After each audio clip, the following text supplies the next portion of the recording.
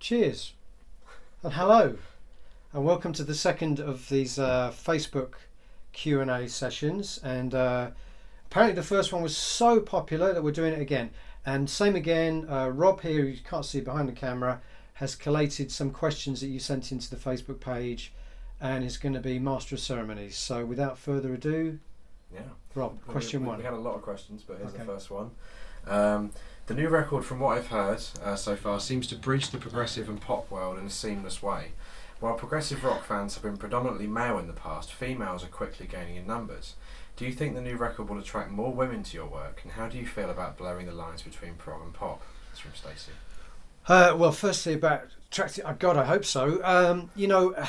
I think at the end of the day, I've always had a relatively healthy sort of female demographic in my audience, but there's no question that I think the more accessible the material gets, the more the kind of gender balance becomes more even, and obviously I welcome that very much. And of course there's a strong female sensibility in the music with the female singers that I've used on the last couple of records, and the fact that Hand Cannot Erase was written from the perspective of a female character, and I think that definitely appealed very much to a female audience, more so, yeah. Alright, here's a question from Robin. He says, hi Stephen, I remember in an interview last year you mentioned how you feel that artists interacting with their audiences too much can strip away some of the mystery from music making, thus taking out some of the magic.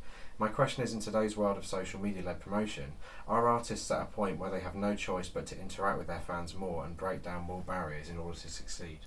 I think, like all these things, is a question of balance. I mean, I've embraced social media because to me it's an incredible way for me to be able to reach, an audience when I don't get a lot of radio play and I don't get any TV coverage, and I'm, to some extent I'm invisible in the mainstream. So to me, social media has been incredible, but at the same time there's a line at which I think it's important not to cross. I think most people don't know a lot about me as a private person. My private life is very much my own. I don't have a personal Facebook page. I have a professional Facebook page, and that's amazing for me to get information out, news, and also to share some of my passions, whether it's movies I like or other music I like. But you won't read a lot about my personal life, not that there's anything interesting to say about it anyway, but I think that's an important thing. I think sometimes there's too much sort of tittle-tattle, white noise and nonsense that has nothing to do with the art, and of course just because somebody enjoys my music doesn't mean they're entitled to know stuff that has nothing to do with the artistic side. There's a question from Marlin. He says, your first 3 pre-releases from To The Bone have stirred fierce debates among your fans on social media, both positive and negative, regarding the more pop music tone revealed so far. What do you think about that? I think that's a very healthy thing. I think that the most important thing for me is to always feel like I'm evolving as a musician and as an artist, and I think it's very important to confront the expectations of the existing audience. Now, I'm realistic. I don't expect everyone to like this new record, and it may be that for some people it's just gone a different direction they don't appreciate, but I think that's been a constant throughout my career. There's been certain records which have been very controversial when they came out. Stupid Dream was a controversial one many years ago. In Absentia was a very controversial one because it introduced a metal aspect to my sound, which some people hated at the time, So I think I'm used to those kind of periods in my career where a particular album I expect to lose some fans but maybe hopefully gain some new ones. And I think that's a sign of someone that, I'm not saying I'm a great artist or anything, but I certainly have the sensibility of an artist as opposed to the sensibility of an entertainer, in that I can't really think about trying to please my existing audience, and neither can I think about just repeating a winning formula. I don't believe that's the way a truly creative person works. All the people I admire the most from history, whether it's Bowie or Zappa or Kate Bush or Prince, these are people or Neil Young, these are people that constantly kind of evolved and challenge the expectations of their audience. And rightly or wrongly, I've always felt that's what I wanted to be too. Yeah. All right, Trey asks, do you find yourself listening to any modern pop acts, and if so, who are they? Well, modern pop, as in really mainstream modern. I mean, to be honest, I have a problem with most modern pop, and that it's that so much of it seems to be in thrall to American R&B, to the point of almost complete dominance. And I'm not a huge fan of American R&B. I mean, I like some classic stuff, you know, Prince and that kind of stuff. But modern pop seems to be so influenced by American R&B, which is a sound I'm not particularly, you know, thrilled about, almost to the complete detriment of any influence from rock or pop music, that it doesn't really appeal to me a lot. You know, I hear the odd song. I love Daft Punk, for example. I don't know if that's, I mean, even they've been around for 20 years now. That's not really modern, is it? I really like this band called Cigarettes After Sex that just released their first album. But again, that's not really pop, you know. Depends on your definition of pop, you know. Yeah. All right, Katie asks, in this polarising culture of the internet and social media, what are your thoughts about creating music that clearly links to topical hot lava issues, e.g. the refugee crisis, the rise of alternative facts and truths? I've always written about, you know, what I've seen happening around me, you know, and on the earth and in my private life and all that stuff. That's kind of that's the little bit of a window to my private life that you do get, you know, through the songs. But I think, you know, it would be a very obvious thing to say that the world is a very different world to the one in which I wrote Hand Cannot Erase. You know, only 2.5 years ago, and things are almost completely different. You know, we're now post-Brexit, we're in the Trump era, we've had terrorism very much come to you know, live right amongst us. I'm talking about myself in Europe here now and in the UK. So everything has changed. And I think for me to have not kind of touched on those things and referred to those things, I wouldn't say it would have been irresponsible, but it certainly would have been strange not to have at least referenced those things. And I think, you know, one of the good things I think that's come out, if there can be a good thing that's come out of this situation, is that I'm hoping that there will be a new generation of kind of protest music, or you know, music that's angry about these things, whether it's my record or the Depeche Mode album or Roger Waters' album. And also some young bands, a band like Idol, there's a young band called Idols that's very angry, you know. And I think great pop music and rock music historically, you know, did come out of a sense of protest and anger, whether it's hip hop music or folk music. That's the music of protest. So if there is a kind of silver lining to this whole situation now, I think that might be it. We'll hopefully see music with a bit more fire and bite to it coming out. All right, Karthik says, what was the reception like for To The Bone at the private listening session party? What do your friends and colleagues think of it? So far, I mean, everyone who I've played it to has been very positive and very encouraging. The people at the playback seem to like it. You know, one thing I've found is that, and I found this over a long period of time, almost, you know, going right back to the beginning of the days when tracks used to be released prior to an album release. Taking one song or even 2 or 3 songs out of context just doesn't really work. And I find that time and time again. You know, when Perfect Life was taken from Hand Cannot Erase as the sort of opening sort of preview track from that album, I think that confused a lot of people as well. It was the most electronic thing on the record, and, you know, kind of my favourite track in a way, but it's obviously completely misleading to hear pieces of the jigsaw puzzle taken out of context of the album. The album, all I would say is the album is as ambitious and sophisticated as anything I have done. And when you hear it as a complete kind of musical arc, musical journey, I think it will make a lot more sense. But that's part of the problem with, you know, preview tracks and all that kind of thing. Yeah. Christine asks, is there going to be a documentary of the recording sessions for To The Bone? Yes, it's on the Blu-ray. It's 90 minutes long. I couldn't sit through it. But Lasse was basically filming all the sessions right from the beginning to the end.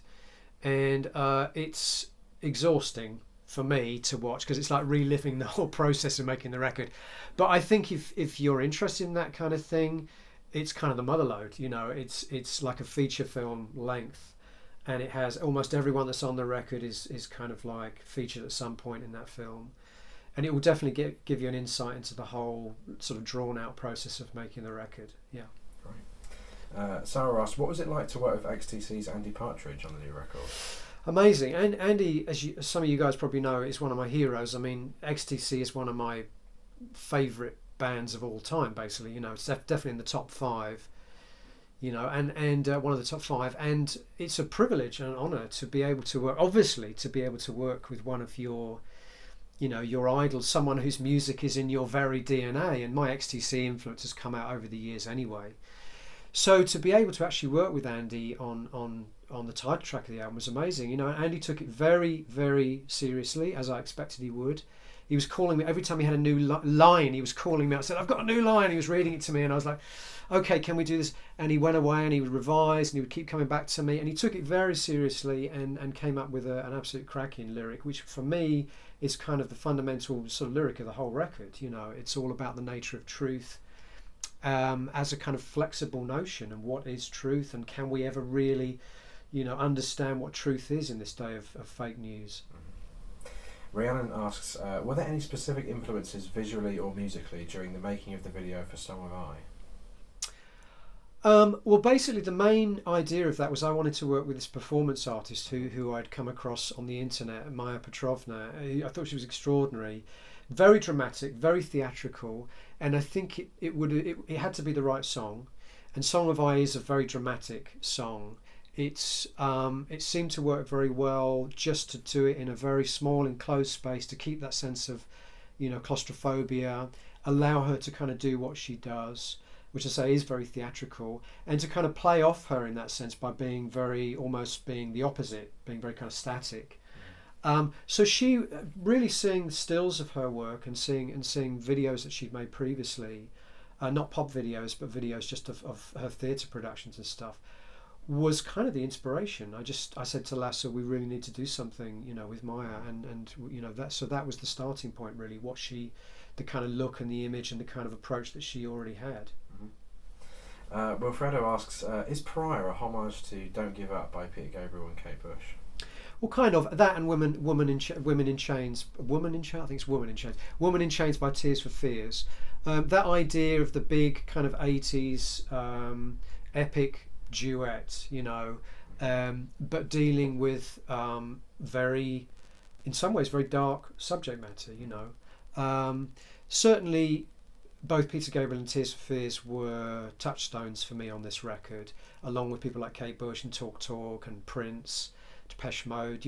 These very, very ambitious subjects that were being dealt with in what are essentially quite accessible pop songs. To me, that was really the fundamental thing that I wanted to try on this record. So I would say yes, certainly that was a conscious influence, along with the Tears for Fears duet. Yeah. Joe asks, what is your favourite song on the new album? I don't really have favourites. I mean, I'm really proud of the whole record. There's one song in some ways that I'm more proud of than any other, which is Permeating, which is going to be the first proper single release from the album, which is by far the most joyous song I've ever written. I'm not known for my joyous pop songs. It's like I was doing an interview earlier this morning with a journalist, and he said to me, referring to Permeating, he said, "What took you so long to bring your ABBA influence out?" And I don't know why, because ABBA is another of my top 5 favourite bands of all time, and they are also my musical DNA. And for some reason, I guess I've always gravitated more towards the melancholic material. But this time around, I've pulled off something that I never thought I would be able to pull off, which is a glorious piece of joyous pop music. And it's probably going to be quite divisive with the fans again, as it has been so far with the people that have interviewed me. Some people absolutely love it, and some people don't get it at all, which is fair enough. I think that's, again, a healthy sign. So in that respect, because it's such not a stretch for me, but certainly a new aspect, a new bow to my instrument, if you like, I think I'm kind of most proud of that one right now. Damien asks, will To The Bone be played in its entirety on the forthcoming tour, and what can we expect from the set list? I think I'm going to try and play most of it. I'm not going to play it from beginning to end, at least not for the first leg. There'll be older tracks interspersed between the tracks off the new record. Do you know what? Until I actually try rehearsing the songs with the new band, I don't know how well they're going to work. Some of them may not work, and that's always a possibility. that some of them may simply not transfer into the live environment. But certainly I've got a lot of ideas for visuals, new films, and I want to take the show up a notch in terms of the kind of spectacle, and make it even more immersive and spectacular than ever. Yeah, brilliant. Edvardo asks, are you watching the new Twin Peaks? I've seen 4 episodes. I've been away doing promo in Europe, so I've missed a few episodes. I'm a bit behind. I've seen 4 episodes. All I'll say is this, that... Okay, firstly, I love it, obviously. Secondly, I'll say that when you actually see the real thing, you know, people have compared many of these shows over the last 20 years to David Lynch. You know, one of the cliches you see sometimes is it's very Lynchian, you know, whether it's a show like The Leftovers or something like that. When you actually see the real thing, you realise he's just on another level completely in terms of the way his imagination works. I don't think all of it works, but I'm absolutely fascinated by all of it, and I absolutely applaud any mainstream television that is that ambitious and that experimental. I think has got to be a good thing, and some of it I think is absolutely extraordinary. Daryl says, your music is a central focus for the upcoming video game Last Day of June. Did you have any input with any of the production of it, and have you had a chance to play it for yourself? I haven't played it, but I've seen someone else play it. I wouldn't know how to play a computer. I've never played a computer game in my life. The simple answer is I had nothing to do with it at all, except for 2 years ago when the company approached me and said, we'd like to make a computer game based on Drive Home and the characters that Hayao Muller created and that Jess later used in the video. And of course I said, sure, you know, why not? Nothing to lose. And I didn't really have any conception of what something like that would look like. You know, my idea of computer games in my mind, I guess, was like, you know, shooting things and car chases and that stuff, which I guess a lot of it is, you know, like that. But I was about a month ago, I was invited to see the final game, and I was blown away. It's so beautiful, and it's so cinematic, and it's so moving. I mean, I knew the story of the song already, you know, but even I found, just watching this guy playing it, it was so emotionally engaging in a way that I just didn't realise computer games could be. So I really learned something, you know, about what's possible with, you know, with computing. It you know, it feels to me more like a movie than it does a computer game. It's like a movie that you just happen to be one of the characters in, and that, I guess that's, you know, people already knew that play computer games. I didn't, because my memory of computer games is like playing, you know, Space Invaders in 1983 or whatever. So I guess things have come on a touch since then.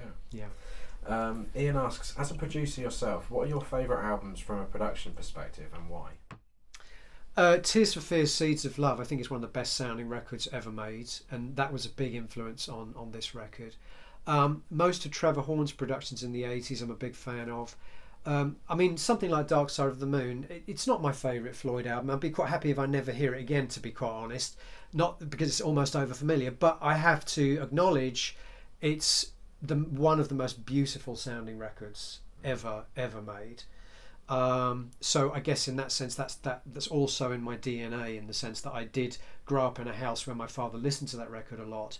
It's a perfect sounding record, and I think it's something that you know, almost every rock record made ever since, certainly in the conceptual rock area, has kind of aspired to sounding as good as that, you know. So there's a few records.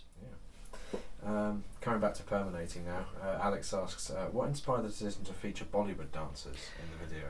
I've loved Bollywood dancing for a long time. It's one of the most joyous things you can see.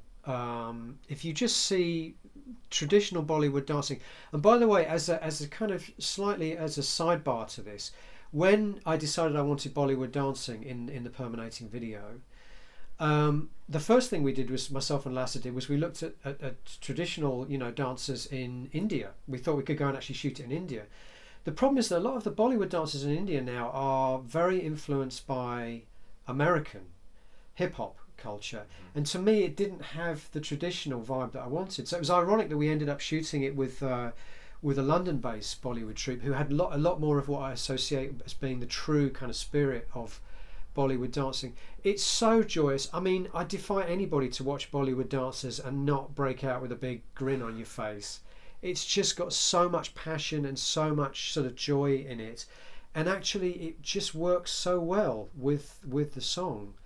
At least I think it does. I haven't seen the finished video yet. Rui asks, when you were in Chile, you posted a clip on Instagram at an abandoned graveyard, and you mentioned that you had been to some really strange places on your travels. If you had to choose just 3 strange places beside the graveyard, which ones would you choose? Well, the first one that comes to mind is the Island of the Dolls in Mexico City, which is really a creepy place in the best possible sense of the word. An island that is entirely populated by decaying, rusting dolls with cobwebs and other various mould on them. Hundreds and hundreds of them in this very small island in the middle of this part of Mexico City called Xochimilco, which is otherwise completely underwater. And that's probably, until I went to that graveyard in Chile, that would have been easily top of my list of the creepiest places I've ever been. There's nothing else I can really even think of that's comparable with that place. There's something about Latin America that seems to thrive on these kind of places.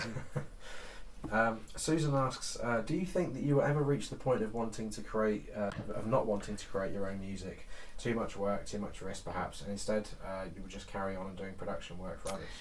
It's something I could have easily done by now. I mean, I get a lot of requests for production and particularly mixing these days, and I turn down a lot of it, quite honestly, because I don't feel like I want to be distracted at this stage in my career from what I think I was put on this earth to do, which is to create my own music. But I would never say never, and there may come a point when I get to, you know, retirement age, 65 or whatever, where I really don't fancy going out on the road again, and I really don't fancy the prospect of the blank page, which is a scary thing. The blank page for me is a scary thing, as I think it is for a lot of artists. How do you pluck something from the air that didn't exist before, make something from nothing? That's always a scary prospect. Part of me would be quite happy never to have to deal with that feeling ever again. Yeah. Alright, Sean asks, would you consider collaborating with Trent Reznor at any point? I'd love to. Yeah. I think Trent, again, is one of my big sort of influences as a producer. I mean, I think he created a whole new kind of musical language. Well, you know, I'm not sure he created it, because he certainly, you know, borrowed a lot from so-called industrial music that had gone on before him, whether it was Throbbing Gristle or Ministry or Frontline Assembly. But I think he definitely took it sonically to a higher level, and I think he's another guy that I would put his records in the, you know, the gold standard of production. You know, just sonically they are extraordinary, and I think he's one of the best producers that the last 25-30 years have produced, no question. Peter asks, if you weren't a producer or a musician, what kind of work would you like to do? Well, you know, my other passion was cinema, and when I was very young I did a lot of acting, and I'm only talking about in school and stuff, you know, but I loved it. And I think that if I hadn't been you know, a musician, I would probably have hopefully got involved somehow in the world, you know, either of directing or, you know, or acting or something like that, something involved, which I think my parents were lucky, because I definitely chose the lesser of two evils in their case. You know, I could have either gone into acting or being a musician, and I think the world of acting is probably even scarier for a mum and dad. But probably that, if it hadn't been for music, that would have been my path, I suspect. Yeah. John says, as a solo artist, you've stated multiple times that you like each of your works to be very different from each. However, if you could draw a straight line through all your albums, what would you say is a defining trait of your sound?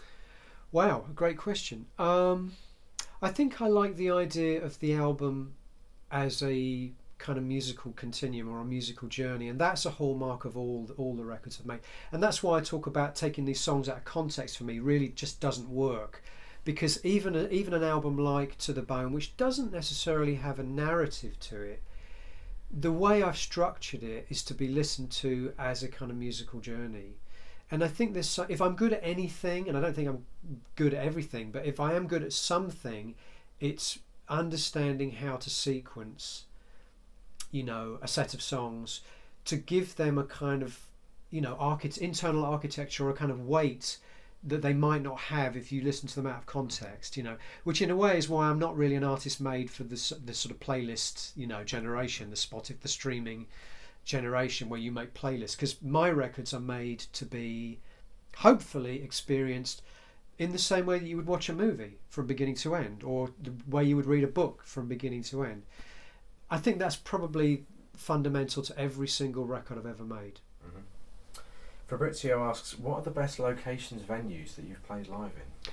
Well, the Royal Albert Hall is very special to me, obviously because you grow up, being in England, you grow up with the legends of the Albert Hall. It's the legendary venue in the UK.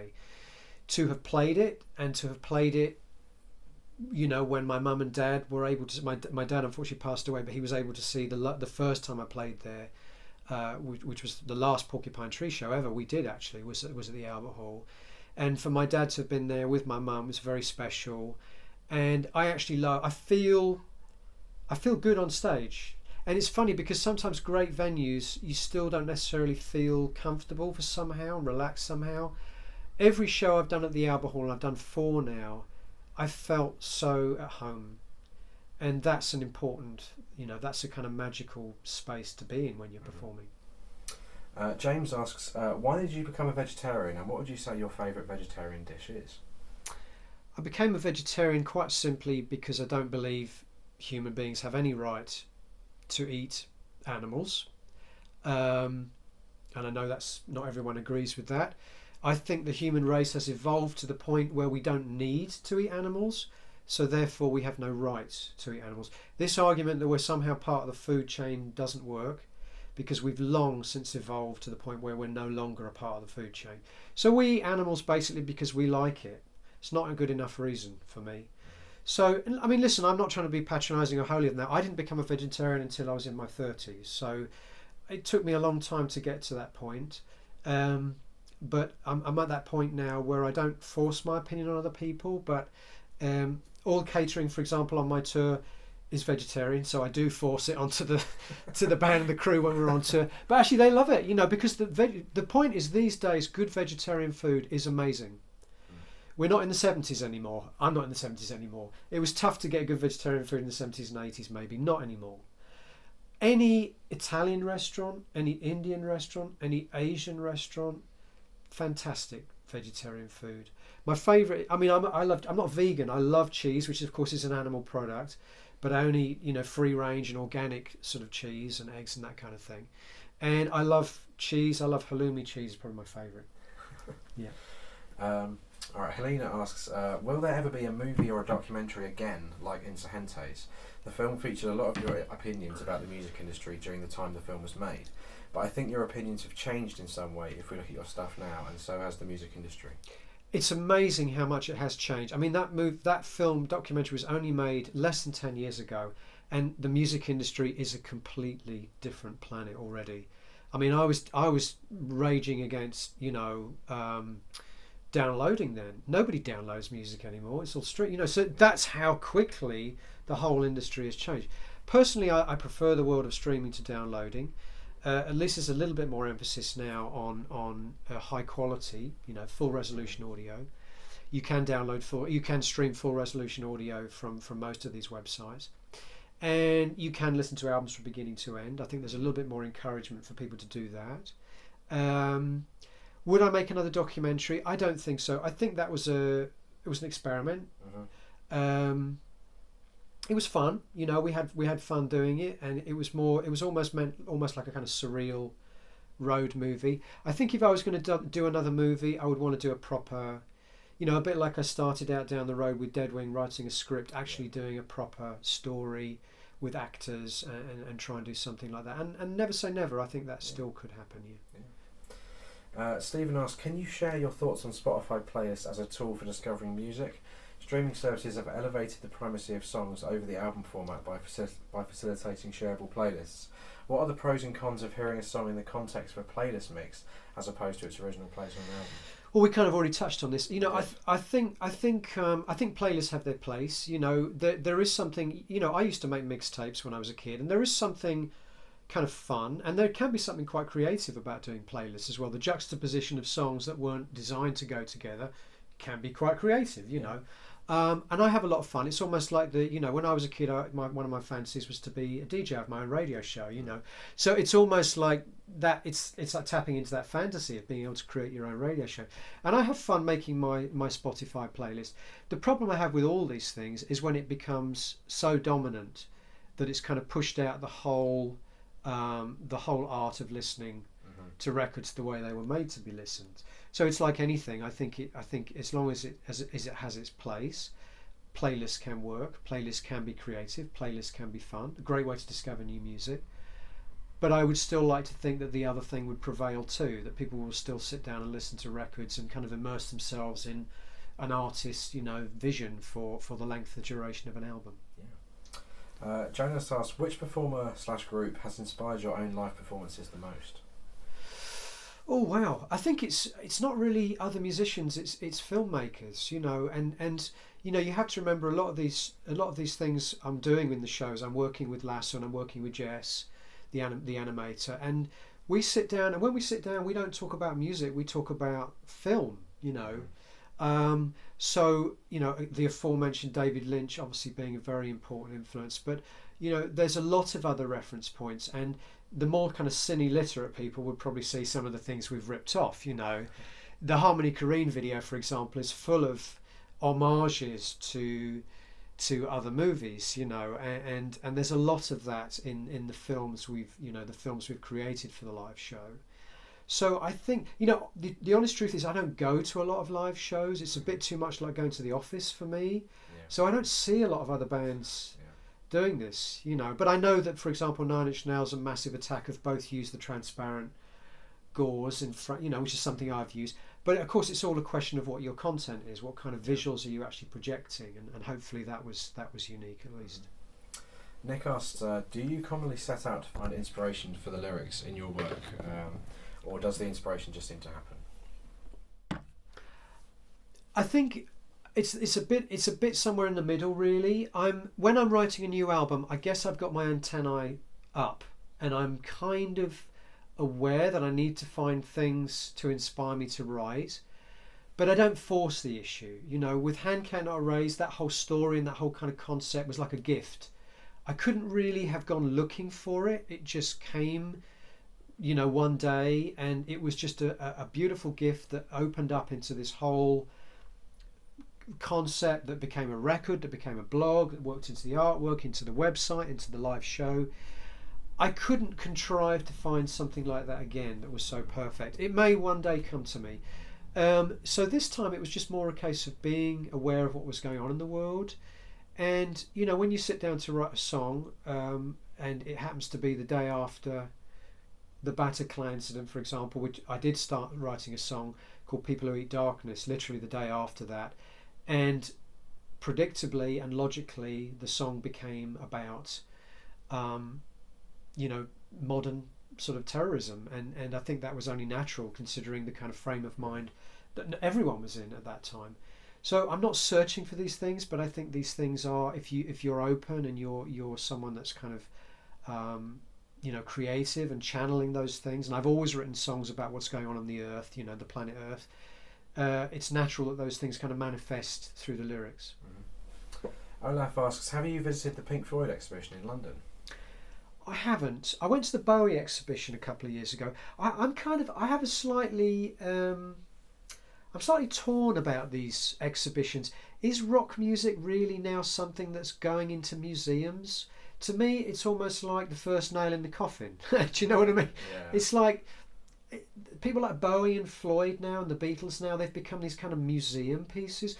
Although those artists don't exist anymore, and in one case aren't even alive anymore, I'm not sure that I'm ready to kind of consign them to the museum. I still think the music is very vital and it has a lot to say. It's still relevant now as it has ever been, perhaps even more so in the case of some of Bowie and Floyd's work. So I'm slightly torn on the whole exhibition thing. I'm not sure if I like the idea necessarily. All right, Klaus asks, what projects will you work on from now until the tour starts next year, apart from obviously promoting the new album? I've got to prepare for the live show, and as we talked about before, I need to start thinking about the live visuals and working with Lasso and Jess on those things, and that's a big job because we want to take the show up to a whole nother level. I've also got about 4 or 5 songs which are left over from the album, not because they're not good enough, but just simply because conceptually they just didn't quite fit in for me. and I'm not a fan of overlong albums. I wanted the album to be 60 minutes maximum, which is what it is.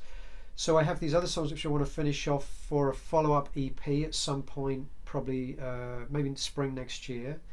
So I'm going to carry on working on those. And the promotion. And to be honest, I think those three things between them will probably occupy a majority of my time. Yeah. Should we take one more question? Sure, yeah.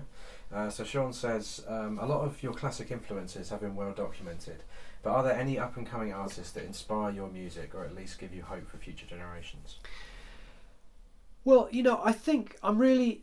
The one thing that I'm really impressed by at the moment is the new generation of young classical composers. People like Max Richter, Nils Fram, Johan Johansson.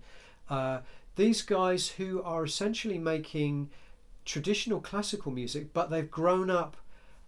They've grown up in the generation of electronic music, and they have kind of absorbed all those things too. So you hear the influence of electronic music, and you hear the influence of rock music, and you hear the influence of all this kind of different music that is very much of now or the last 20-30 years, but sort of filtered through their classical music sensibility. And I'm a massive fan of Max Richter. I think his music is so beautiful. It's kind of simultaneously traditional, but also completely modern. And I think that's the trick that every musician kind of tries to pull off, really, because you can't make music that's completely original. Everything refers back to the past, whether you mean it to or not. Music doesn't come from a vacuum. It all refers back to the past in some way. The musical vocabulary is very much established. But when you hear something, as I do through Max Richter's music, when you hear something that kind of simultaneously sounds completely now, but also reminds you of things you've heard before in a kind of comforting way, that's really special. And I think he's an amazing composer, and I'm a big... The record he released this year, which is based on the writing of Virginia Woolf, I'd be surprised if there'll be an album this year that I liked more than that particular record. Did you see the film Arrival? I did, yes. I know his music. It's got the Max Richter track, and it's got... And Johan Johansson in it too, yes. Yeah. And those guys, they're doing a lot of movie soundtracks, which makes perfect sense to me, because it's so cinematic and so musically literate, yeah. So yeah, I'm a big fan of those guys, and that's the scene that's kind of exciting me right now the most, I would say. Yeah, very good. All right, I think that's everything. Okay, over and out. Thanks for listening, guys. Thanks for the questions.